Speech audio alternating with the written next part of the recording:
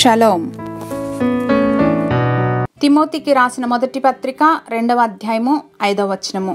దేవుడొక్కడే, దేవునికిని నరులకును మధ్యవర్తియు ఒక్కడే, ఆయన క్రీస్తు యేసను నరుడు. For there is one God and one mediator between God and mankind, the man Christ Jesus. 2 తీరాలను కలపటానికి bridge లేదా వంతెన, వారధి ఎంతగానో పనిచేస్తుంది. దేవునికి మనకు మధ్యవర్తి యేసయ్య మాత్రమే. దీనికి ముద్రగా క్రీస్తు రక్తమును చిందించటము ద్వారా అడ్డుతెర తొలగిపోయింది. సంఘ నాయకులు, పాస్టర్స్, పెద్దలు వీరంతా మన విశ్వాస జీవితానికి కావలసినటువంటి ప్రోత్సాహాన్ని ఇచ్చేవారే, కానీ దేవుని వద్దకు మనకు డైరెక్ట్ యాక్సెస్ మాత్రం యేసు నామంలోనే.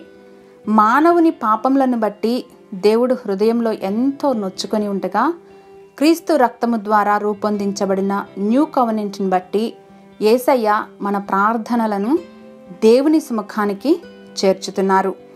మన కొరకు దేవుని వద్ద విజ్ఞాపనలు చేయటం, దేవుని చిత్తం ఎరిగేలా మనలను ప్రేరేపించటం ఎంత గొప్ప కనికర సంపన్నుడో కదా.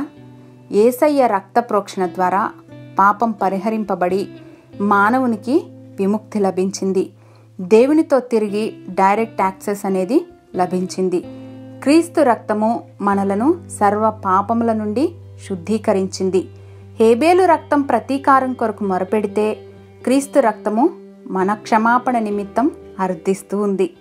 యేసయ్య మన విముక్తి కొరకు మధ్యవర్తిత్వం వహించారు. మన స్వస్థత కొరకు, నెమ్మది కొరకు, విశ్రాంతి కొరకు ధైర్యంగా కృపాసనం వద్దకు చేరటానికి యేసయ్య నామమే మనకు వారధి. ఆమేన్.